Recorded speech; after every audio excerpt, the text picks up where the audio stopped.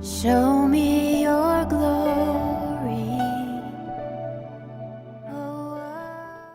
자, 예수님의 비유 제8강 기도에 대한 비유를 합니다. 예수님께서 기도에 대해서 이제 비유를 한 것을 보면 크게 세 가지로 얘기를 할 수 있어요. 그래서 밤에 찾아온 친구의 비유, 불의한 청지기와 과부의 비유, 바리새인과 세리의 기도, 이걸 이제 비유로 또 말씀을 해주셨죠. 요 세 가지 중에서 특별히 이제 바리새인과 세리의 기도는 여러분들 익히 잘 아시기 때문에 1번, 2번 밤에 찾아온 친구의 비유와 불의한 청지기와 과부의 비유를 중점적으로 이렇게 설명을 해드리면서 바리새인과 세리의 기도와 어떻게 연결되는지 요걸 이제 설명해 드리도록 그렇게 하겠습니다. 이 세 가지가 따로 이렇게 독립적인 게 아니고 사실은 좀 연결되어 있다고 우리가 보면 돼요.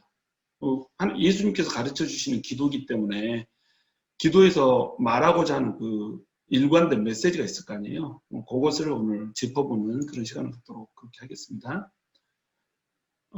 먼저 이제 밤에 방문한 친구의 비유를 봅니다. 누가복음 11장 5절에서 13절에 등장을 합니다. 같이 읽어볼게요. 또 이르시되 너희 중에 누가 벗이 있는데 밤중에 그에게 가서 말하기를 벗이여 떡 세 덩이를 내게 구워달라. 내 벗이 여행 중에 내게 왔으나 내가 먹일 것이 없노라 하면 그가 안에서 대답하여 이르되 나를 괴롭게 하지 말라. 문이 이미 닫혔고 아이들이 나와 함께 침실에 누웠으니 일어나 내게 줄 수가 없노라 하겠느냐. 내가 너에게 말하노니 비록 벗됨으로 인하여서는 일어나서 주지 아니할지라도 그 간청함을 인하여 일어나 그 요구대로 주리라. 내가 또 너희에게 이르노니 구하라 그러면 너희에게 주실 것이요 찾으라 그러면 찾아낼 것이요 문을 두드리라 그러면 너희에게 열릴 것이니 구하는 이마다 받을 것이요 찾는 이는 찾아낼 것이요 두드리는 이에게는 열릴 것이니라.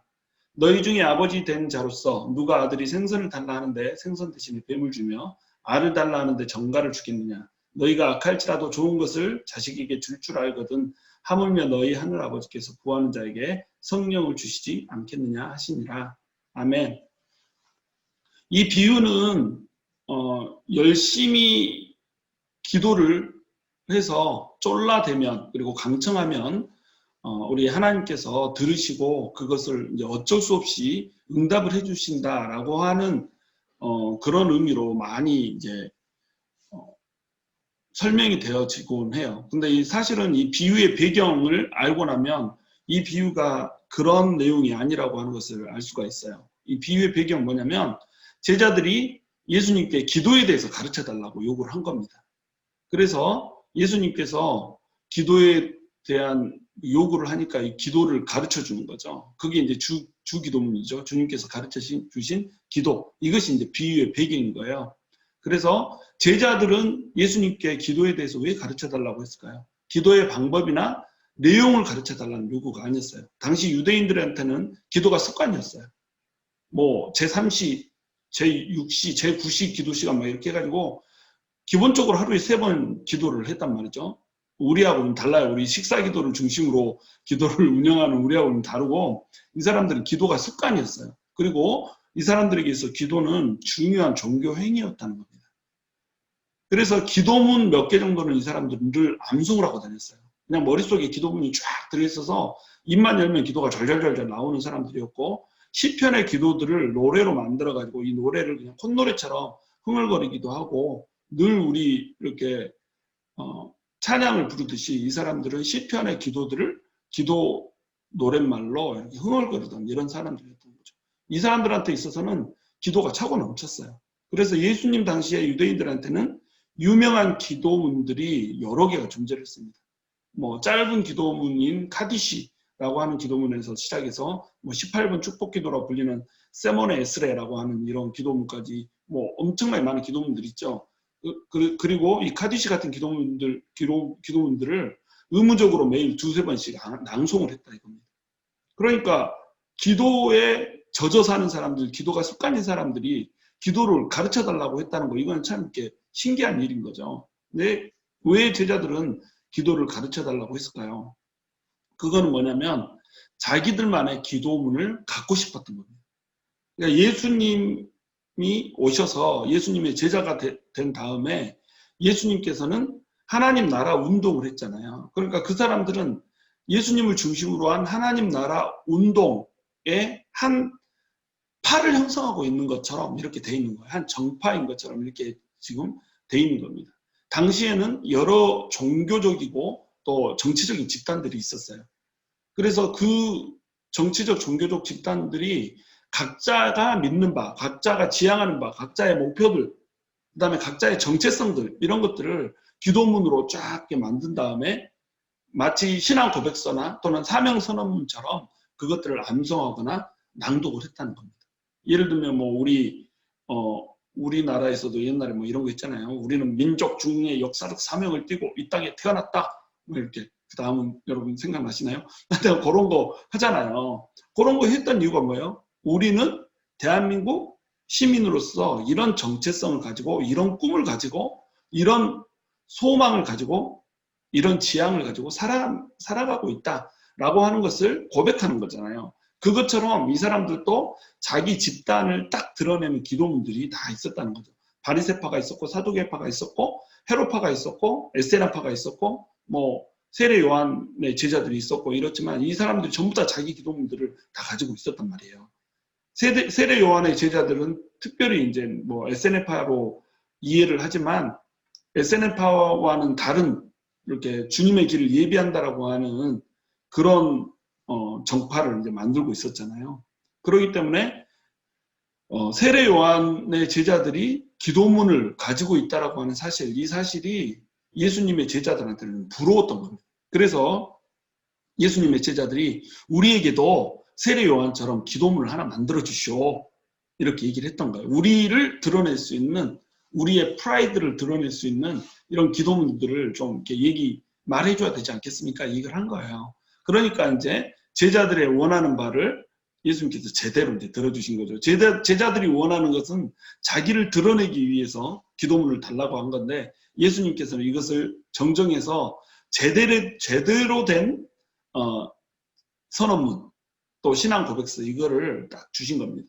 이들은 자기의 나라에 대한 기도문을 주기를 원했는데 예수님께서는 뭐 어떤 기도문을 줘요? 하나님의 나라에 대한 기도문을 주신 겁니다. 여러분 주님께서 가르쳐 주신 기도문은 하나님 나라에 대한 기도잖아요. 하늘에 계신 아버지야 뭐 아버지의 뜻이 이루어지기를. 그 다음에 제일 마지막에도 되게 하나님의 나라와 영광이 이곳에 임하기를 간구하는 기도잖아요. 그러니까 주님께서 가르쳐 주신 기도문은 그리스도인들이 또는 예수님의 제자들이 어떻게 어떤 정체성을 가지고 이 땅을 살아가야 되는가라고 하는 것을 가르쳐준 기도문이었다 이거죠. 그것을 해준 게 기도문입니다. 그래서 예수님이 제자가 해야 될 기도를 담은 기도문을 제시를 해주십니다. 이게 주님께서 가르쳐주신 기도문이에요. 주기도문은 우리의 소원 성취나 문제 해결을 구하고자 하는 기도가 아니라는 겁니다. 하나님의 뜻이 이 땅에서 이루어지게 하기 위한 기도가 바로 주님께서 가르쳐주신 기도라는 거죠. 주님께서는 이 기도를 읊어라 이렇게 얘기하고 암송하라 이렇게 얘기한 게 아니라 기도할 때 이렇게 기도하라 이렇게 얘기합니다. 그러니까 우리가 기도할 때 우리의 기도의 내용은 뭐여야 된다는 거예요? 하나님의 나라와 하나님의 의를 구하는 기도여야 된다는 겁니다. 그리고 이 기도문은 주기도문은 성도의 정체성을 규정해줘요. 성도가 어떤 사람이냐 이거죠. 하늘에 계신 우리 아버지여 이렇게 하잖아요. 다시 얘기해서 우리 성도의 정체성은 세상 나라에 속한 사람이 아니라 하나님의 자녀고 하나님 나라에 속한 하나님의 백성이고 천국의 신민이다 이거죠. 이 명확한 정체성을 가지고 있기 때문에 그 성도들이 가지고 있는 궁극적인 목적 역시 이 세상에 있는 것이 아니라 하늘의 나라에 있다라고 하는 그 목적지를 정확히 소개를 해주고 있는 것이 바로 주기도문이라는 겁니다. 그래서 여러분 가슴 속에 품은 소원이 곧 그 사람의 정체성이다. 이렇게 규정할 수 있어요. 그렇죠? 내가 어떤 소원을 품고 있는가에 따라서 그 사람이 어떤 사람인가가 결정되는 거예요. 근데 우리가 소원을 기도로 말하는 순간 어떻게 돼요? 그 기도의 내용이 곧 나의 정체성이 되는 겁니다. 내가 무엇을 위해서 기도하는가라고 하는 것이 내 신앙이 어떤가, 내 정체성이 무엇인가라고 하는 것을 드러낸다는 거예요. 내가 나를 위한 기도, 또 내 나라를 위한 기도를 열심히 하고 있으면 나는 어떤 사람이에요? 나의 나라를 세우고 있는 사람인 거예요. 근데 내 기도가 하나님의 나라를 세우는 기도고 하나님의 의의를 위한 기도를 하고 있고 하나님의 꿈이 담긴 기도를 하고 있다 이러면 내 정체성은 뭐예요? 하나님 나라 백성으로서 거듭난 사람의 기도를 하고 있는 겁니다. 그게 내 정체성이라는 거예요. 그래서 주님께서 너희는 이렇게 기도하라 라고 시작을 하잖아요. 주기도문 시작할 때. 이 말은 무슨 뜻이냐면 너희의 정체성은 이렇다 이겁니다. 너네는 이것을 구해야 되는 사람이고 이 소망을 품어야 되는 사람이고 이 꿈과 이 비전을 가져야 되는 사람이다 라고 하는 것을 말해주고 있는 거예요. 그러니까 정체성에 맞게 구하고 정체성에 맞게 살고 또 정체성이 제대로 돼 있는가를 점검하게 하는 것, 이것이 바로 주님께서 가르쳐준 기도문이었다 이거죠. 우리가 수요일날 이제 주기도문 공부를 하고 있는데 주기도문 공부를 이렇게 뭐 몇 주에 걸쳐서 해야 되는 이유, 그 이유가 뭘까요? 그 이유가 바로 우리 정체성을 정확히 파악하고 그 정체성에 맞게 기도하고 정체성에 맞게 살아가게 하기 위해서 그 기도를 이렇게 몇 주에 걸쳐서 가르쳐 주는 겁니다. 그래서 우리의 가치를 표현할 특별한 기도문을 달라는 제자들의 요청에 예수님께서는 진정으로 예수님의 제자들이 가지고 살아야 될 기도문, 정체성에 대한 선언문 이런 것을 이제 주신 것이 주기도문이라는 거죠. 이제 주님의 가르쳐 주신 기도는 그러므로 무엇을 위한 기도라고요? 하나님의 나라를 위한 기도였다는 겁니다. 내 나라가 아니라 나를 위해서 하나님을 이용해 먹는 기도가 아니라 하나님께 내가 필요한 것을 쫄라대서 막 때를 써서 얻어내는 기도가 아니라 하나님 나라가 이 땅에 임하기를 강청하는 기도였다는 거죠. 심지어는 우리에게 일용할 양식을 주옵시고 라고 하는 이 기도마저도 우리가 생각하는 그 일용할 양식, 그러니까 우리가 먹고 마시는 이런 것에 대한 기도가 아니었다는 거예요. 여러분 마태복음 6장 25절에 보면 그러므로 내가 너희에게 이르노니 목숨을 위하여 무엇을 먹을까 무엇을 마실까 몸을 위하여 무엇을 입을까 염려하지 말라 이렇게 나오거든요. 이게 마태복음 6장 25절에 나온다는 말은 뭐예요? 주기도문이 마태복음 6장에 나오잖아요. 주기도문을 얘기해 놓고 바로 밑에 이 말씀이 나오는 거예요. 그러니까 일용할 양식을 주셨고라고 구하라고 해놓고 바로 밑에서는 일용할 양식에 대해서 염려하지 말라고 나오네요. 모순이잖아요.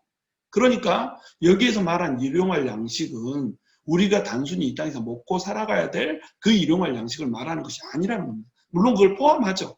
근데 그것이 다가 아니고 그것이 본질이 아니라는 거예요. 성경에는 일용할 양식, 여러분 성경을 오늘 이렇게 마태복음 6장을 펴서 한번 유심히 봐보세요. 오늘 일용할 양식을 주옵시고라고 하는 이 말씀 옆에, 일용할 양식 옆에 일 이렇게 써져 있어요. 그리고 밑에 이제 주석을 보면, 풋노트를 보면 뭐라고 써져 있냐면, 혹 내일의 양식 이렇게 써져 있습니다. 왜 이렇게 써져 있냐면, 이 일용할이라고 하는 단어, 헬라어 단어가 에피우지온이라고 하는 단어거든요. 이 뜻이 다른 곳에서 쓰인 용도가 없기 때문에 이 뜻이 뭔지 파악을 할 수가 없는 거예요. 이게 무슨 뜻이지? 이렇게. 그래서 이럴 경우에는 이제 아람어 성경을 보는 겁니다. 아람어 성경은 뭐냐면 시리아 말로 된 성경이에요. 바벨론 사람들이 이렇게 아람어를 사용을 했잖아요. 그쪽에 근동 지방의 공용어는 아람어였단 말이죠. 근데 예수님께서 당시에 오셨을 때는 예수님은 헬라어를 이렇게 배우신 분이 아니잖아요. 그래서 예수님께서 말씀을 전하실 때는 아람어로 전하셨을 거라 이거죠. 그러니까 이제 아람어 성경을 이럴 때는 이제 살펴보는 겁니다. 그러면 이 아람어 성경에는 뭐라고 나오냐면 일용할 양식이 내일의 양식으로 표현되어 있는 거예요. 근데 내일이라고 하는 이 단어는 마헬이라고 하는 아람어로서 24시간 후에 다가올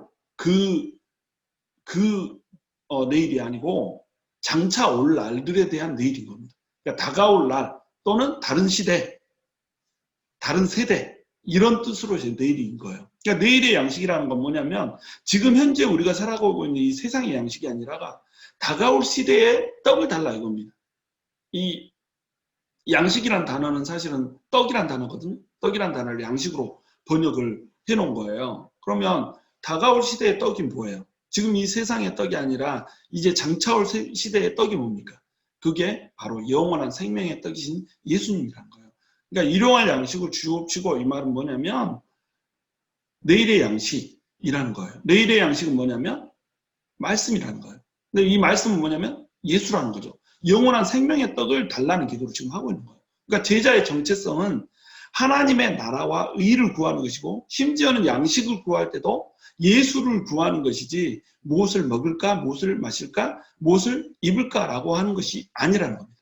그러니까 이 주기도문에 나온 일용할 양식을 주옵시고라고 하는 말과 마태복음 6장 25절에 나오는 일용할 양식을 염려하지 말라는 말이 이렇게 서로 모순이 되지 않고 충돌이 되지 않는 거예요. 왜냐하면 일용할 양식이라고 하는 말이 내일의 양식이고 내일의 양식이란 말은 지금 세상에서의 떡을 구하란 말이 아니기 때문에 그래요. 물론 예수님께서는 또는 하나님께서는 내일의 양식, 다시 얘기해서 예수님을 구할 때 우리에게 뭘 주세요? 오늘의 양식도 주세요. 이 시대의 양식도 주세요. 왜냐하면 우리가 지금 필요한 것이 무엇인지 하나님께서 다 아시기 때문에 그래요. 그런데 하나님께서 다 아시는 그것을 우리가 바란다라고 하는 거, 우리가 빈다라고 하는 거, 이것은 뭐냐면 우리가 이방인들이 비는 것과 똑같은 것을 강구하고 있다 이겁니다. 이방인들은 이 세상이 다잖아요.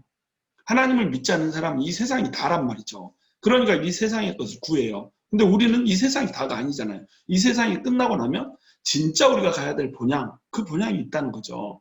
그러니까 우리는 영원한 것을 구하는 사람들이다 이거죠. 그러니까 내일의 양식을 구하는 겁니다. 일용할 양식은 내일의 양식인 거예요. 생명의 떡인 거예요.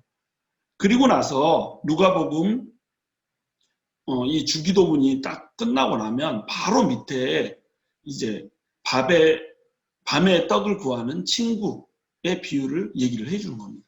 그러니까 밤에 떡을 구하러 온 친구의 비유 역시 뭐겠어요? 졸라대고 강청하면 무엇이든지 얻을 수 있다는 이 세상의 것을 내 욕심대로 구하기만 하면 하나님께서 다 주신다는 그 비유로 이해를 하면 안 된다는 거죠. 많은 사람들이 이렇게 비유를 이해하고 많은 이제 설교자들이 이것을 이런 비유로 설명을 해요. 근데 과연 그럴까? 그렇지 않다는 겁니다. 이제 그 이유를 이제 설명을 해드릴게요. 비유를 이해하기 위해서는 이 시대의 이제 사회적 배경을 알아야 됩니다. 당시 유대인들은 더운 날씨를 피해서 밤에 주로 여행을 했어요. 저녁막에 이제 여행을 하는 거죠. 안 그러면 이제 햇빛 때문에 머리 껍질이 벗겨져 버리고 막 이러니까. 그래서 밤에 주로 여행을 하다 보니까 거리가 짧으면 어떻게 했어요? 도착하는 시간이 늦은 밤에 도착할 때가 많다는 겁니다. 그래서 뭐 식당이나 여관 뭐 이런 것들이 있는 것도 아니고 늦은 밤에 이제 도착을 하면 어디로 가겠어요? 자기가 아는 친구한테 간단 말이죠. 그러면 친구한테 가서 밤에 도착을 했는데 잠자리도 요청을 해야 되고 밤거리를 또 오랫동안 걸어왔으니까 먹을 것도 요청을 해야 될 거 아니에요. 그러니까 밤에 찾아온 친구가 떡을 달라고 요청을 지금 하고 있다는 비유를 예수님이 한 겁니다. 예수님이 이 비유를 했다는 말은 뭐예요? 이런 일들이 실제로 자주 일어나고 있는 일상적인 일이었다는 거예요. 예수님은 일상적인 일을 비유로 들잖아요. 그래야 이해를 하니까. 그러나 이 집에는 이제 떡이 없었던 거죠. 근동지방의 사회는 철저한 공동체 사회였어요. 떡도 돌아가면서 만들어가지고 이렇게 나눠 먹고 막 이럴 정도로 공동체 사회였다는 거죠. 그래서 공동체 사회의 특징은 뭐예요? 어느 한 집의 손님은 내 손님이 아니에요. 마을 전체의 손님인 거예요. 내한테 떡이 없으면 마을의 누군가는 이 사람에게 떡을 제공을 해서 손님을 대접해야 되는 겁니다. 이게 이 시대의 특성이란 말이죠. 그러니까 성경에는 이게 대표의 원리나 연합의 원리 이런 것들이 많이 나오잖아요. 우리한테는 매우 이렇게 낯설거든요. 너 어떤 사람이 죄를 범했으니까 아담이 죄를 범했으니까 모든 인류가 뭐 죄인이 됐다라고 한다거나 무슨 어떤 아비가 범죄를 해서 뭐 3, 4대까지 벌을 받는다거나 아버지가 잘했기 때문에 그 후손들이 천대만대 축복을 받는다거나 이런 연합의 원리나 또는 대표의 원리 이런 것은 우리한테 매우 낯설단 말이죠. 어떻게 아버지가 죄를 졌는데 자식이 벌을 받아? 근데 이들한테는 이것이 너무나 익숙했던 거예요. 그래서 이런 식으로 이제 많이 대표의 원리, 연합의 원리를 사용했던 겁니다. 그들에게 있어서 친구의 개념은 뭐냐면 지금 우리의 친구의 개념과 달라요. 그러니까 부모나 자식 사이에서도 아주 친밀해지면 이걸 친구 관계로 불렀던 겁니다. 그래서 하나님께서도 뭐 월요일 날 제가 이제 이걸 관계로 묘사된 하나님 뭐 이거 3번으로 이 부분을 다뤄드리겠지만 하나님께서도 친밀해진 관계의 사람들을 친구라고 부르셨어요. 하나님 아브라함을 친구라고 부르셨고 모세를 친구라고 부르셨거든요. 예수님도 내 뜻대로 행하는 자들은 내 친구라 이렇게 얘기를 했거든요. 그러니까 하나님께서는 인간에게도 창조주와 피조물의 관계인데도 친밀해지면 그것을 친구라고 불렀단 말이에요. 그것이 근동지방의 친구 관계의 뜻이에요. 내 것이 없어요. 아주 친밀한 관계예요. 그러니까 밤에 친구 집에 도착했다. 그래가지고 먹을 것 좀 내놔라. 잠 좀 재워주라 하는 것이 이 시대의 민폐예요, 아니에요? 민폐가 아니었다는 겁니다. 그리고 친구를 찾아와서 나한테 친구가 왔는데 이 친구한테 떡 줄 것이 없으니까 떡 좀 달라. 떡 세 덩이 달라라고 얘기한 것이 우리가 얘기할 때는 우리가 이해할 때는 이것이 굉장한 민폐잖아요. 근데 이 사람한테는 민폐가 아니라는 거예요. 당연한 것을 요구한 겁니다. 친구가 왔는데 내 친구는 네 친구 아니냐. 그러니까 친구가 오면은 친밀하니까 무조건 떡을 줘야 되는 거 아니냐. 잠자리도 제공해야 되는 거 아니냐. 내가 너한테 재워달라고 하는 거 아닌 것이 다행인 줄 알고 떡 내놔라. 이렇게 얘기한 겁니다. 이러한 상황을 설정한 후에 예수님께서 지금 질문을 하신 거예요. 질문을 쫙 봐보면 이걸 당연하게 여기는 걸 볼 수가 있어요. 봐보세요. 저가 안에서 대답하여 이르되 나를 괴롭게 하지 말라. 문이 이미 닫혔고 그 아이들이 나와 함께 침소에 누웠으니 일어나 내게 줄 수가 없노라 하겠느냐 물어보는 거예요. 자, 우리의 대답은 뭐 밤중에 찾아왔는데 뭘 줘 주기는 너 미쳤니? 이럴 거란 말이죠. 그렇죠? 근데 이렇게 할 수 있겠느냐라고 물어봐요. 이 말은 뭐예요? 이렇게 할 수 없다는 겁니다. 그러니까 이 사람들한테는 밤중에 찾아서 떡 내놓으라고 하는 것이 당연한 것이었고 유대인들은 당시 유대인들에게 있어서는 이 질문에 대해서 아니요라고 하는 대답은 상상할 수 없는 이런 상황이라는 거예요. 이 시대적 배경을 알지 못하기 때문에 이 말을 이제 우리가 오해해서 비유를 이해를 하는 겁니다. 8절에 보면 내가 너희에게 말하노니 비록 벗됨을 인하여서는 일어나 주지 아니할지라도 그 강청함을 인하여 일어나 그 소용대로 주리라 이렇게 말씀하죠. 이 강청함을 인하여라고 하는 강청함, 개혁 한글에는 강청함으로 되어 있고 개혁 개정에는 이제 간청함으로 되어 있는데 뭐 같은 말이에요. 강하게 청하는 거나 뭐 강구하여 청하는 거나 같은 말이죠. 이 강청함이라는 단어 때문에 이 비유가 이제 크게 오해를 받는 겁니다. 쫄라대면 하나님이 준다라는 말로 이제 오해를 받는 거예요. 근데 이 강청함이라고 하는 단어는 헬라어 원어로 보면 아나데이아예요. 아나데이아의 원뜻은 뭐냐면 수치를 피하기 위함이란 뜻이에요. 부끄러움을 당하지 않기 위함, 체면을 잃지 않기 위함 이란 뜻이에요. 이 단어의 뜻으로 늘상 다른 역사서나 다른 이 문학서에서 쓰였던 겁니다. 이것이 강청함, 끈질김이라는 의미로 쓰인 것은 중세시대에 와서야 이렇게 쓰였어요. 성경은 중세시대에 쓰여진 게 아니잖아요. 성경은 언제 쓰여졌어요? 예수님이 승천하시고 나서 얼마 되지 않아 몇십 년 안에 쓰여진 거잖아요. 초대교회 시대에 쓰여졌단 말이죠. 그러니까 이 의미는 뭐예요? 수치를 피하기 위하여서는 이런 뜻인 겁니다. 그래서 라틴어 성경 번역본에서는 이 유대적인 문화, 사회적 배경을 알지 못하기 때문에 뭐라고 번역을 했냐면 강청함으로 번역을 했던 거예요. 콥틱 번역본에서도 역시 끈질김으로 번역을 했던 거예요. 근데 성경에는 끈질기게 이렇게 쫄라대는 부분이 전혀 나오지 않잖아요. 보면은 7절에 예수님께서 그렇게 비유를 줄 때 질문을 하실 때 뭐라고 질문하세요? 일어나 내게 줄 수가 없노라 하겠느냐? 라고 그냥 한마디 하고 끝나버려요. 그리고 유대인들은 제자들은 당연히 이것이 아니요 라고 하는 답변을 할 것이다 라고 하는 전제하에 질문을 하고 계시단 말이죠. 그러니까 강청함을 인하여 라고 번역된 이 말은 사실은 강청함을 인하여가 아니라 뭐다? 체면을 잃지 않기 위하여 라고 해석을 해야 된다는 겁니다. 다시 얘기해서 친구됨을 인하여서는 이런 피곤하고 뭐 이러니까 일어나서 주지 않을 수도 있어요. 근데 자기 체면, 손님을 거절했다, 친구를 박대했다라고 하는 말이 딱 퍼지는 순간에 이 사람은 아주 매장이 되는 거예요. 그러니까 자기 체면이 깎이지 않음을 인하여서는 일어나서 그 소용돌이를 주리라 이 말을 지금 하고 있는 겁니다. 자, 여러분 유대인들은 방이 이렇게 단칸이잖아요. 그리고 그 방에서 이렇게 바닥에다 쫙 이렇게 담요 같은 걸 뭐 깔아놓고 거적을 깔아놓고 사람들이 한꺼번에 잔단 말이죠. 그래서 한 사람이 일어나면 그 일어나는 기척에 다른 사람이 다 일어나요. 내가 일어나면 우리 새끼들 다 일어난단 말이에요. 그러니까 친구가 와서 깨우면 그 친구 때문에는 이게 안 줄 수도 있단 말이죠. 근데 안 주고 나면 어떤 일이 벌어져요? 창피해진다는 겁니다. 수치를 당한다는 겁니다. 그러니까 이 사람은 친구가 끈질기게 졸라대서 떡을 준 게 아니에요. 친구는 끈질기게 졸라댈 필요가 없었어요. 친구가 가난한 사람이 아니었어요. 친구가 떡이 없었던 이유는 이미 이렇게 떡을 준비할 수 있는 그런 사정이 안 됐을 뿐이에요.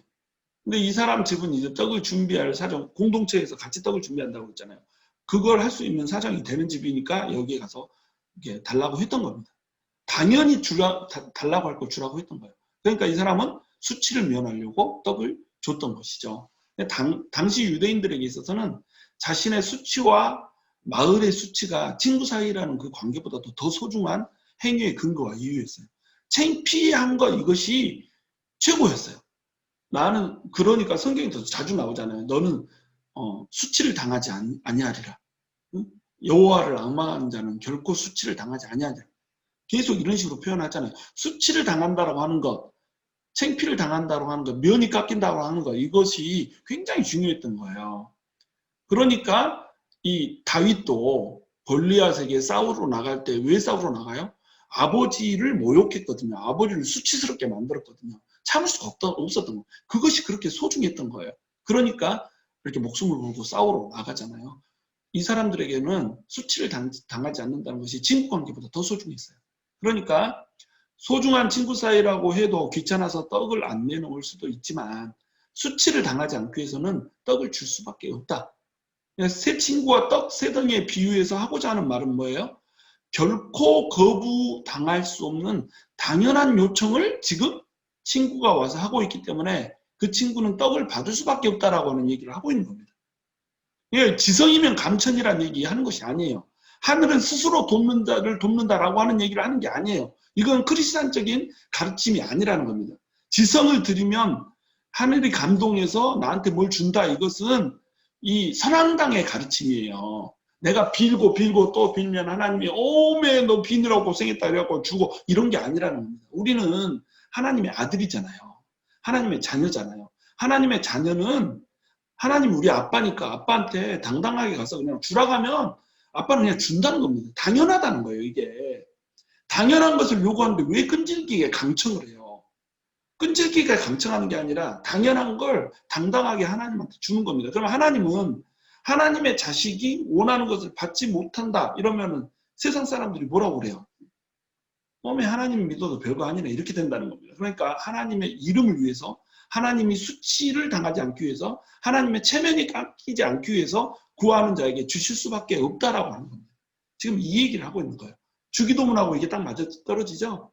하나님의 나라를 구하라. 그러면 하나님의 나라를 구하는 자에게 줄 것이다라고 하는 것이 딱 이렇게 맞아 떨어지는 겁니다.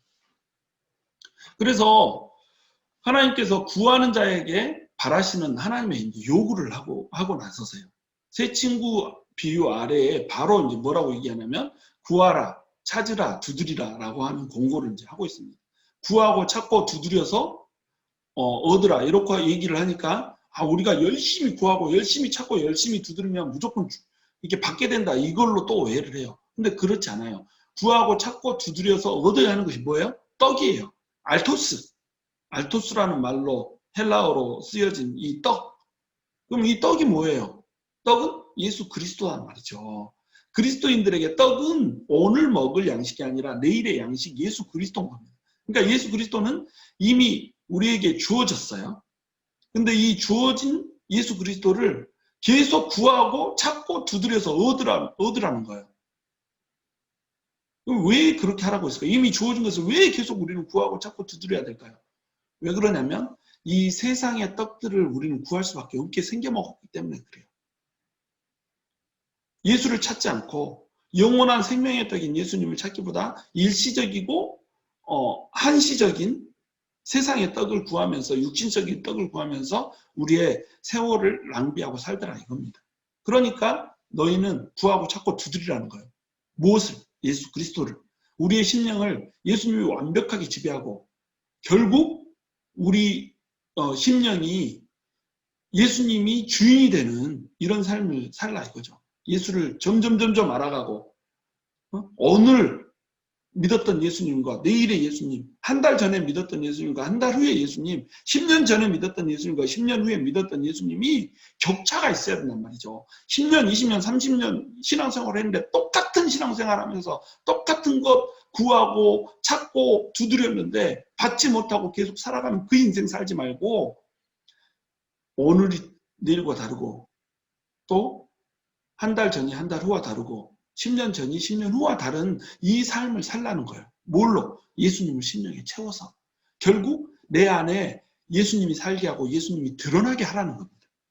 자기를 부인하고 십자가를 지는 삶을 추구하라는 거예요. 이것이 예수님을 믿는 자에게 요구되는 것이에요. 구하는 자에게 바라시는 하나님의 요구라는 거죠. 그러면 이것을 가능하게 하는 것은 뭐예요? 바로 성령님이라는 겁니다. 그러니까 너네가 떡을 구하라 이렇게 얘기해놓고 나서 그 밑에 뭐예요?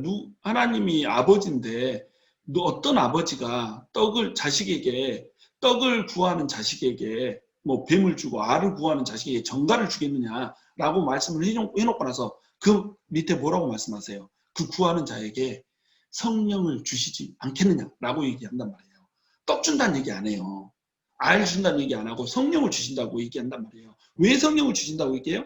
성령을 주셔야, 성령으로 충만되어야 진짜 떡인, 이 세상에서 먹고 없어지는 그 떡 말고 진짜 생명의 떡인 예수님을 우리 심령 안에 채울 수 있다는 겁니다. 그 예수님을 가져야 영원한 떡뿐만 아니라 우리 현실 세계에서 받게 되는 그 떡도 누리게 된다는 거예요. 근데 우리가 진짜 생명의 떡인 예수님을 제쳐놓고 뭘 구해요? 이방인들이 구하는 것처럼 구하고 찾고 두드리는 것이 일시적이고 한시적인 육신의 떡을 구하면서 두드리고 있단 말이죠. 그러니까 육신의 떡도 못 구하고 진짜 떡인 예수 그리스도의 떡도 못 구하고 둘 다 잃어버린 채 10년, 20년, 30년 신앙생활을 해도 똑같이 두드리고 있다는 겁니다. 나오지 않을 것을 두드리고 있다는 거예요. 찾고 있다는 거예요. 그렇게 구하지 말라는 이 비유를 여기서 해주고 계시는 겁니다. 자, 그 다음에 이제 이어지는 비유가 뭐냐면 불의한 재판관과 과부의 비유예요. 누가복음 18장 1절에서 8절에 나와요. 뚝 떨어져 있죠. 그러나 이 비유가 결국은 이렇게 통해 있어요. 자, 함께 읽어봅니다. 예수께서 그들에게 항상 기도하고 낙심하지 말아야 할 것을 비유로 말씀하여 이르시되 어떤 도시에 하나님을 두려워하지 않고 사람을 무시하는 한 재판장이 있는데 그 도시에 한 과부가 있어 자주 그에게 가서 내 원수에 대한 나의 원한을 풀어주소서 하되 그가 얼마 동안 듣지 아니하다가 후에 속으로 생각하되 내가 하나님을 두려워하지 않고 사람을 무시하나 이 과부가 나를 번거롭게 하니 내가 원한을 풀어주리라. 그렇지 않으면 늘 와서 나를 괴롭게 하리라 하였느니라. 주께서 또 이르시되 불의한 재판장이 말한 것을 들으라. 하물며 하나님께서 그 밤낮 부르짖는 택하신 자들의 원한을 풀어주지 아니하시겠느냐. 그들에게 오래 참으시겠느냐. 내가 너에게 이르노니 속히 그 원한을 풀어주리라 주시리라. 그러나 인자가 올 때에 세상에서 믿음을 보겠느냐 하시니라. 아멘. 이렇게 말씀하고 계세요. 자, 이 말씀도 어때요? 불의한 재판장에게 찾아가서 과부가 밤새 두드리고 또 안 들어주면 계속 찾아가서 두드리면 그 간청함으로 인해서 반드시 들어줄 거다라고 하는 것으로 인해서 우리 욕심대로 우리 이 원하는 바를 구하면 하나님께서 그것을 반드시 주실 것이다. 그러니까 너희는 욕심난 대로 다 구해라. 이런 말씀으로 오해를 하고 적용을 한단 말이죠. 근데 이것도 그 비유의 배경을 알면 그리고 그 결말을 알면 그렇지 않다는 걸 우리가 발견할 수 있어요. 이 비유의 배경이 뭐예요? 바리새인들이 예수님께 하나님 나라가 언제 임합니까? 라고 질문을 한 거예요. 그러니까 예수님이 뭐라고 대답해요? 하나님은 눈에 보이는 것이 아니고 또 여기 있다 저기 있다 할 수 있는 것도 아니라고 이렇게 얘기를 하잖아요. 그러면서 하나님 나라는 이미 너희 가운데 왔다 이렇게 얘기해요. 너희 가운데 왔다 이 말은 두 가지 의미를 갖거든요. among among you라는 뜻과 in you라는 뜻을 가져요. 여기서는 이제 among you라고 하는 뜻에 더 많이 집중되어 있는데 너희들 사이에 이미 왔다는 겁니다. 예수를 믿고 따르는 그 사람들 사이에 이미 왔다는 거예요. 그리고 예수를 믿는 그 개인의 심령에 이미 왔다는 거예요. 그러나 이미 왔지만 완성이 됐어요? 안 됐어요? 완성이 안 됐어요. 장래에 예수님께서 다시 오실 때 완성될 거예요. 그러면 장래에 이미 올 때에 완성된다. 이 말은 뭐예요? 세상의 끝날이 올 것이다 이겁니다. 그래서 누가복음 17장에서는 이 하나님 나라가 언제 임합니까? 라고 하는 것을 이렇게 질문을 했을 때 하나님 나라는 숨겨져 있고 눈에 보이지 않는 것이고 여기 있다 저기 있다 할 수 없는 것이다 라고 말하면서 뭐라고 그래요? 세상 끝날에 대한 얘기를 하고 있거든요. 그리고 그 세상 끝날이 올 때까지 예수님의 제자들이 많은 고난을 받을 것이라고 하는 것을 얘기를 해주고 있어요. 하나님 나라가 왔는데 하나님 나라에 속한 제자들은 고난을 받아요. 이 세대에게 버림을 받고 심지어는 목숨까지 잃어요. 이 설명을 하고 나서 제시한 것이 불의한 재판관과 과부의 비유였던 거예요. 그래서 그 시작이 항상 기도하고 낙심치 말아야 할 것은 이렇게 시작을 하는 겁니다. 여러분 열심히 졸라서 줄 것 같으면 열심히 강청해서 내가 원하는 것을 마음껏 받고 세상에서 풍요를 얻으면서 이렇게 살아갈 것 같으면 뭐 낙심할 이유가 뭐가 있겠어요. 그냥 줄구장창 앉아서 기도하면 다 줄 텐데 그렇잖아요. 그런데 항상 기도하고 낭망치 말아야 할 것은 이렇게 시작해놓고 이 비유를 했다. 이 말은 뭐예요? 이 비유가 하나님 나라에 대한 비유라는 겁니다. 근데 하나님 나라가 쉽게 온다는 거예요? 안 온다는 거예요? 하나님 나라가 우리 가운데 장래에 완성될 것이기 때문에 많은 부침이 있을 것이고 많은 고난이 있을 것이고 많은 핍박이 있을 것이다 라고 하는 것을 얘기하는 거예요. 그러니까 그럼에도 불구하고 항상 기도하면서 낙심치 말라고 하는 거예요. 여러분 우리가 원하는 거 기도하는데 잘 들어져요? 안 들어져요? 잘 안 들어지잖아요. 그러면 우리한테 뭐가 와요? 낙심이 오잖아요. 낙심이 오면 우리는 어떻게 해요? 하나님이 없는 것처럼 이렇게 여겨주면서 기도할 힘을 잃어버린단 말이죠. 그런데 예수님께서 뭐라고 그래요? 그 상황을 이미 아시고 그러지 말고 낭망치 말고 계속 기도해라 이겁니다. 그래서 비유의 내용을 이제 내용과 해석을 말씀드리면 하나님 나라는 믿음과 확신을 가지고 항상 기도하면서 인내로 기다려야 한다는 거예요. 하나님 나라는 눈에 보이지 않아요. 그리고 십자가를 요구해요. 고난을 요구하고 심지어는 목숨까지 던져야 될 때도 있어요. 그러니까 성도들은 낙심할 수밖에 없는 상황에 처할 때가 많다는 거죠. 그러나 성도는 어디에서 힘을 얻어요? 세상이 교회를 성도들을 미워하고 하나님 나라를 미워하고 핍박하는데 성도들은 그럼 어디에서 힘을 얻습니까? 바로 기도에서 힘을 얻는다는 겁니다. 그러니까 성도는 기도로 늘 내가 제대로 가고 있는가를 확인하고 나의 정체성을 확인하고 기도로부터 하나님의 힘을 얻고 기도로부터 나는 하나님 그럼에도 불구하고 하나님께 소망을 두고 이 세상을 살아가겠습니다라고 하는 믿음의 고백을 하면서 살아간다는 거예요. 이게 성도라는 겁니다. 그러니까 이때의 기도 역시 하나님의 나라를 완성하실 예수라는 떡을 구하는 기도라는 겁니다. 기도라는 것은 이 세상에서 필요한 우리의 필요를 전라대서 채우는 나의 욕심을 채우는 것이 아니에요. 기도라는 것은 우리의 세상적 소원을 성취하거나 또는 꿈과 야망을 이루고자 하는 것이 아니라는 거예요. 하나님 나 대통령 되고 싶어요. 대통령 되게 해주세요. 여러분 이 땅에 얼마나 많은 그리스도인들이 대통령을 꿈꾸면서 그리스도인 정치인들이 대통령을 꿈꾸면서 기도하겠어요. 얼마나 많은 경제인들이 대기업을 꿈꾸면서 자기 꿈과 야망을 위해서 기도하겠어요. 근데 이 기도들이 이루어지지 않거든요. 그럼 우리 하나님이 주무시는 겁니까?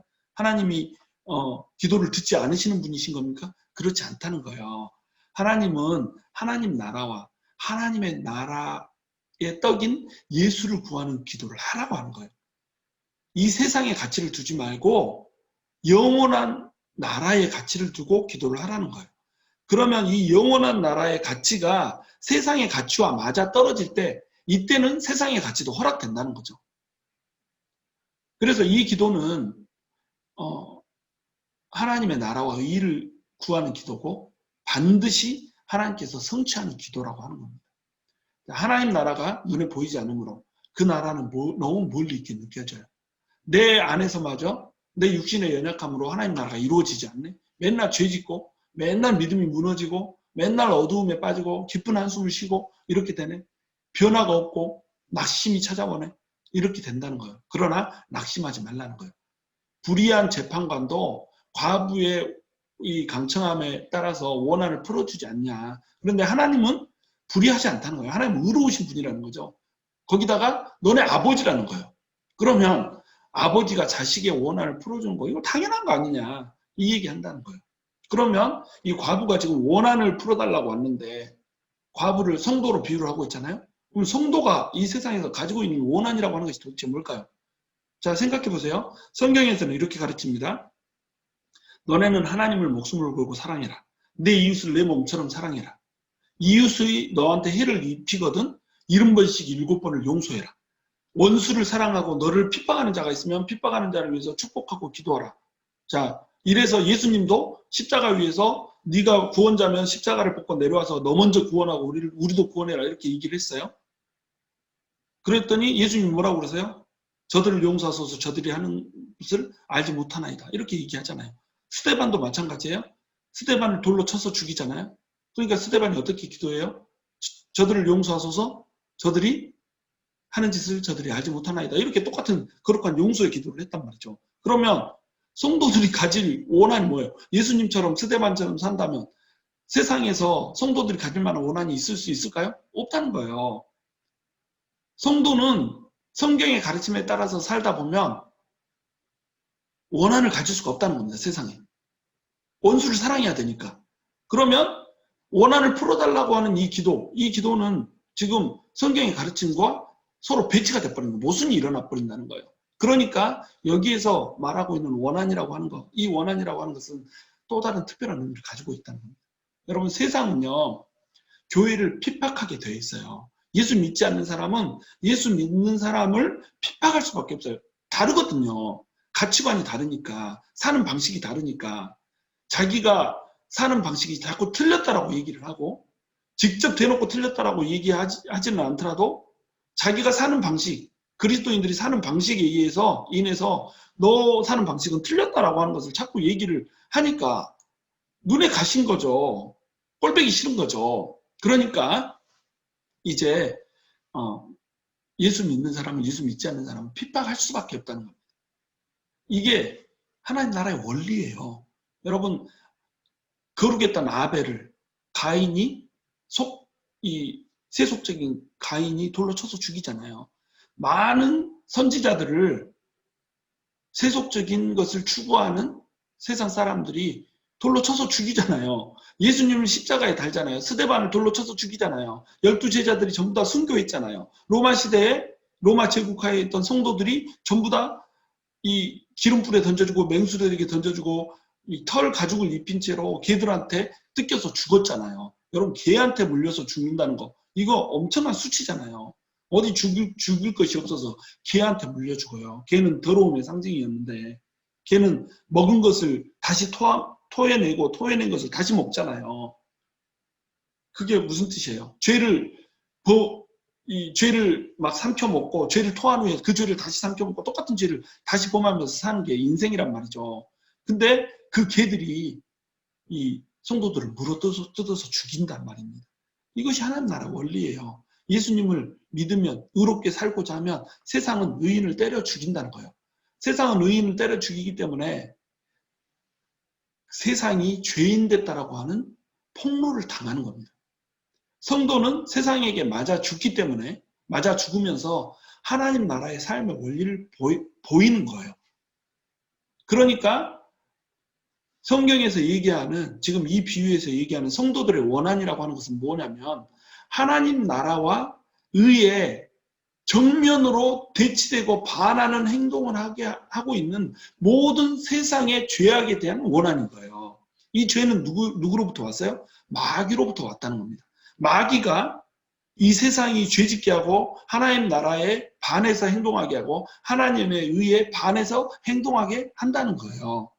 그러니까 성도는 뭐에 대해서 원한을 가져요? 이 죄악에 대해서 원한을 가져요. 나를 쳐 죽이는 이웃도 사랑하는데 이 이웃이 왜 이렇게 됐냐 이거죠. 이 이웃이 왜 이 죄 가운데 사냐 이거죠. 이 이웃이 왜 죄 가운데서 하나님한테 구원을 못 받았냐 이거죠. 왜? 마귀 때문에, 마귀가 주는 그 죄악 때문에. 성도들이 왜 하나님의 은혜에 따라서 살지 못하고 하나님을 은혜를 무섭게 하는 세상의 죄 가운데 살아요? 왜 성도들이 자신이 왕이 돼서 하나님을 이겨먹고 하나님을 오히려 자기 욕구를 위해서 이용해 먹는 이런 기도를 드리면서 살아요? 왜 세상에서 이 성도들이 똑같이 세상 죄를 지면서 살아요? 마귀 때문에, 마귀가 주는 그 죄의 유혹 때문에 그렇다는 겁니다. 그러면 성도들이 갖는 원한은 누구를 향한 원한이에요? 바로 이 죄악에 대한 원한이요. 죄악을 가져오는 마귀에 대한 원한이라는 거예요. 근데 그 원리는 누구에게만 보여요? 성도의 눈에만 보이는 겁니다. 세상은 그것을 보지 못하는 거예요. 그러니까 세상의 원수인데 그것을 원수라고 생각하는 것은 누구밖에 없어요? 성도라는 거예요. 세상은 그것을 원수라고 보지 않고 뭘로 봐요? 친구라고 본다는 거죠. 세상의 유혹과 탐욕과 정욕, 이것들을 뭘로 봐요? 친구로 보고 나를 만족시켜주고 나를 행복하게 할 걸로 본다는 거예요. 근데 성도는 그 눈에 원리가 보이는 겁니다. 왜? 하나님 나라에 속했거든요. 영원한 떡을 추구하는 사람이거든요. 영원한 떡이 뭔지를 아는 사람이거든요. 그러니까 성도들은 어때요? 이 원한을 신원할 수 있다는 겁니다. 이 원한을 풀어주소서. 누가 기도해요? 성도만 기도할 수 있는 거예요. 하나님을 믿지 않는 사람들은 이 기도를 할 수가 없는 거예요. 하나님을 대적하여서 자신이 세상의 중심이 되고자 하는 마음은 성도들의 마음에도 동일하게 찾아와요. 세상이 나를 집어삼키려 하고 또 스스로 유혹에 넘어지는 이 상황이 계속돼요. 이것이 마귀가 하는 짓이고 죄가 하는 짓이기 때문에. 그러나 이때라도 낙심하지 말고 계속 기도해라. 항상 기도해라. 이 말을 누가 주고 있어요? 예수님이 해주고 계시는 겁니다. 그래서 이 비유의 결론이 뭐냐면 인자가 올 때에 세상에서 믿음을 보겠느냐라고 하는 말로 끝나는 거예요. 이 비유가 만약에 세상 것을 구하라고 하는 기도였다고 한다면 어떻게 끝났겠어요? 내가 너네한테 좋은 거 다 줄 거야. 이 세상에서 원한 다 풀어주고 원한이 없는 세상 만들어줄 거야. 이렇게 결론을 맺어야죠. 근데 뭐라고 결론을 맺어요? 인자가 올 때, 다시 얘기해서 하나님 나라가 완성될 때에 하나님 나라 완성되기 이전까지 고난과 핍박과 죽음을 견뎌내면서 살아야 하는 그 믿음을 인자가 다시 올 때 이 세상에서 볼 수 있겠느냐라고 하는 질문을 하고 있는 겁니다. 내가 너희에게 이르노니 속히 그 원한을 풀어주시리라. 그러나 인자가 올 때에 세상에서 믿음을 보겠느냐 하시니라. 8절에서 이렇게 말씀하고 계시단 말이죠. 자, 그러니까 이 비유는 뭘 얘기하고 있는 거예요? 믿음을 가지고 원한을 풀어주기를, 신원하시기를 하나님한테 강청을 하는 겁니다. 하나님한테 계속 조르라는 거예요. 계속 요구하라는 겁니다. 근데 이때 간청이라고 하는 말도 똑같이 아까 쓰였던 그 단어를 쓰고 있어요. 그 단어가 간청이라는 뜻이 아니라고 그랬죠? 무슨 뜻이라고 그랬죠? 체면을 위하여라고 하는 뜻이라고. 당연히 응당 받아낼 것을 요구한다는 겁니다. 응당 받아낼 것, 이것이 뭐예요? 떡이에요. 예수 그리스도. 응? 예수 그리스도라고 하는 소망, 예수 그리스도라고 하는 사랑, 예수 그리스도라고 하는 하나님의 의, 예수 그리스도라고 하는 하나님의 이 희망, 이것을 응당 구하고 살아가는 거예요. 그러면 이 기도는 응답이 되겠어요? 안 되겠어요? 반드시 응답된다는 겁니다. 낙심하지 말고 기도하라는 거예요. 그것이 믿음이라는 겁니다. 그것이 신앙이라는 거예요. 그 믿음을 내가 다시 올 때, 인자가 다시 하나님 나라를 완성하러 올 때 보겠느냐? 이거예요. 볼 수 있을까요? 과연? 나 때문에 볼 수 있어야 되는 겁니다. 여러분 때문에 볼 수 있어야 되는 거예요. 우리 신앙생활을 하는 이유가 그것이고, 우리가 기도하는 이유가 그것이라는 거예요. 뭐 달라고 하는 기도가 아니고, 정말로 그것을 위해서 우리가 기도를 해야 된다는 거예요. 그래서 성도는 늘 기도하며 소망을 가지고 믿음으로 그날을 기다리는 겁니다. 하나님 나라를 기다리는 거예요. 하나님 나라를 사모하는 거예요. 믿음의 선한 싸움을 싸우고 달려갈 길을 마쳤으니 이제는 나에게 뭘 예비해 준다고 그래요? 의의 면류관을 예비해 준다고 그래요. 그 의의 면류관을 사도 바울뿐만 아니라 누구한테도 준다고 그래요? 하나님의 나라를 기다리는, 하나님의 나라를 사모하는 모든 사람에게 준다고 그래요. 자, 누구한테 줘요? 하나님의 나라를 기다리고 사모하는 사람한테 준단 말이죠. 그것이 믿음이라는 거예요. 그 믿음을 우리가 소유했냐 이거죠. 그들은 절대 바리새인들처럼 자신을 높이지 않습니다. 왜? 이것이 내 안에 성령님이 아니면 절대 할 수 없음을 알거든요. 내 안에 죄인된 이 속성 가지고는 이 기도를 절대 할 수 없다는 걸 알거든요. 그러니까 이 기도는 누구만 할 수 있어요? 자신의 무력함과 연약함과 죄인됨을 수시로 폭로당하면서 하나님의 은혜가 없으면 나는 그저 무익한 종일 뿐이고 하나님의 은혜가 없으면 나는 먼지일 뿐입니다 라고 하는 이 고백을 드리는 겸손한 자, 이런 자만 이런 고백을 할 수 있는 겁니다. 그래서 바리새인들이 하나님 나라가 언제 임합니까? 라고 하는 질문을 했을 때 하나님 나라가 은닉되어 있고 숨겨져 있고 눈에 보이는 것이 아니라는 것을 얘기하면서 이 비유를 들어준 거예요. 이걸 연결하면서 우리가 볼 수 있어야 된다는 겁니다. 쫄라서 우리 욕심대로 구하라는 기도가 아니라는 거예요. 그래서 이 다음에 이어지는 기도가 무슨 기도냐면 바리새인과 세리의 기도인 거예요. 여러분, 바리새인과 세리의 기도도 뭐예요? 바리새인들은 이 세상에서 취할 것들 다 취해요. 하나님의 나라를 구하는 자들이 아니라 이들은 하나님을 빙자해서 이 세상의 것들을 취하고 사는 사람들이에요. 이 세상에서 풍요를 누리고 번영을 누리면서 기득권을 위해서 예수님까지 십자가에 못 박아 죽이기를 서슴지 않았던 자들, 이런 사람들이 바리새인들이에요. 이들의 관심은 모두 어디에 있어요? 세상 나라에 있고 자기 나라에 있다는 겁니다. 그래서 이들은 광장에서 모든 사람들이 보는 앞에서 손을 들고 하늘을 우러러보면서 기도를 했다는 거예요. 나는 높은 자, 내 나라의 왕국에, 내 왕국에 나는 왕, 이렇게 기도를 했다는 겁니다. 근데 세리들은 어때요? 내 연약함을 알아, 내 무력함을 알아, 내 죄인됨을 알아. 그러니까 뭐라고 기도해요? 나는 저 구석에 서서, 구석에 앉아서, 쓰지도 않고 앉아서 하늘을 감히 쳐다보지도 못하고 땅을 쳐다보면서 쭈그리고 앉아서 기도하는 거예요. 나는 죄인으로소이다. 나는 정말 무익한 자입니다. 나는 먼지 같은 자입니다. 이렇게 회개하면서 기도하잖아요. 그러니까 이 회개하면서 기도하고 있는 이 세리의 기도를 들으시고 세리가 먼저 하나님의 나라에 들어갈 것이다 라고 얘기를 하셨던 거예요. 왜? 세리는 자기 나라를 구하지 않았거든요. 자기한테 왕국을 꾸릴 수 있는 능력이 없음을, 자격이 없음을 알았거든요. 그러니까 하나님만 온전히 의존했거든요. 하나님의 나라가 와서 하나님의 은혜로 내 죄를 씻겨주기를 원했거든요. 그러니까 이 세리가 하나님 나라에 먼저 들어가는 겁니다. 이 세 가지의 이 기도의 비유가 여러분 쫙 연결이 되기를 원해요. 여러분, 우리가 오늘날 구하는 기도가 뭡니까? 일용할 양식을 구하되 어떻게 그 일용할 양식을 구하고 있습니까? 여러분한테 필요한 것을 구하지 말란 얘기가 아니에요. 여러분한테 필요한 것을 구하되 이것이 하나님 나라와 어떤 연관이 있는가를 생각하면서 구하라는 거예요. 하나님의 영광, 이것과 내가 구하고 있는 현세의 이 필요에 대한 요구, 이 기도가 어떻게 맞물려 있는가를 보고 기도하라는 거예요.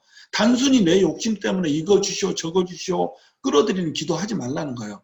이것이 내가 필요한 것이라고 할지라도 하나님 나라와 연결되어 있으면 이것은 하나님의 꿈이고 하나님의 비전이기 때문에 반드시 우리에게 줄 수밖에 없어요. 그런 기도를 하라는 겁니다. 그것이 실패하지 않는 기도라는 거예요.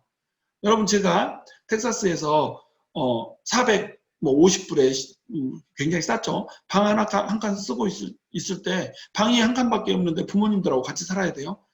방이 2칸이었으면 좋겠어요. 그리고 이 거실이 너무 좁아가지고 성도들이 모아서 구역 예배를 하는데 너무나도 불편해요. 그래서 구했어요. 하나님, 부모를 공경하라고 그랬는데 부모를 공경하려다 보면은 이렇게 방이 2칸이 필요합니다. 그리고 성도들이 모여서 같이 교제를 하고 하나님의 말씀을 나누고 하나님을 사람들에게 알게 하는 그 복음을 전하기 위해서는 이 거실이 좀 커야 되겠습니다. 큰 집, 그러나 나는 돈이 없습니다. 돈을 주시든지 아니면 이 방 한 칸짜리 방 가격에 2칸짜리 집을 주시든지 알아서 좀 해주십시오 라고 하는 기도를 했어요. 분명히 나를 위한 기도예요. 근데 동시에 무슨 기도예요? 분명히 하나님 나라를 위한 기도였던 겁니다. 나의 요구와 하나님의 나라의 요구가 같이 일치를 해버렸어요. 하나님 어떻게 역사를 했어요?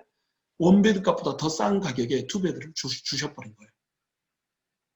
믿을 수 없는 일이 벌어진 겁니다. 거기에 그 사람이 떠나면서 그 사람이 가지고 있던 디파짓도 남겨주고 갔고, 그 사람이 가지고 있던 세탁기, 건조기까지 주고 갔고, 그 전에는 코인 넣어가지고 세탁기에서 이렇게 공용 빨래터로 가서 짐짝 끌고 다니면서 동전 넣어놓고 빨래했는데, 이제 내 세탁기, 내 드라이어기 놔두고 생활할 수 있는 그런, 화장실도 두 칸이어가지고 내가 샤워하고 있는데 막 퀴퀴한 냄새 안 맡아도 되고 얼마나 좋게 됐어요. 바로 이러한 기도를 하라는 거예요. 여러분이 요구하는 거, 바라는 거, 이것이 하나님의 나라와 무슨 상관이 있냐. 나랑 무슨 관계가 있냐. 하나님의 나라에 관심이 없으면 우리는 아직 우리 정체성이 온전한 하나님의 자녀가 아니라는 거, 이걸 알아야 돼요. 내가 하나님의 자녀고 하나님의 백성이면, 온전하게 하나님의 백성이고 하나님의 자녀가 됐으면 우리의 관심은 당연히 하나님의 나라로 가는 겁니다. 그렇기 때문에 우리의 기도도 어때요?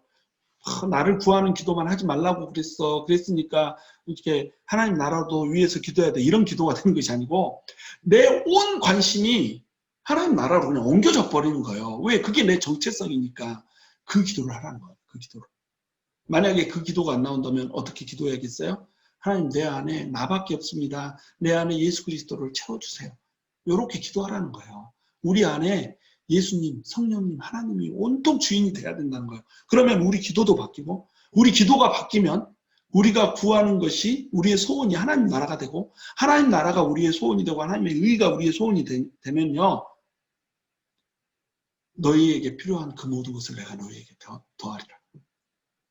너는 그 나라와 그의 의를 먼저 구하라. 그리하면 그 모든 것을 너희에게 더하시리라. 이게 하나님의 약속이란 말이죠. 센스 있고 지혜 있게 기도합시다. 우리 하나님 이거 주세요, 이 기도하지 말고 진짜로 하나님이 원하는 기도, 하나님의 나라를 품는 기도, 이 기도 하자는 거예요. 그러면 어떻게 된다는 거예요? 내가 원하는 거 말하지 않아도 하나님이 어떻게 한다? 부어주신다. 이런 성도들이 되기를 주님의 이름으로 축원합니다.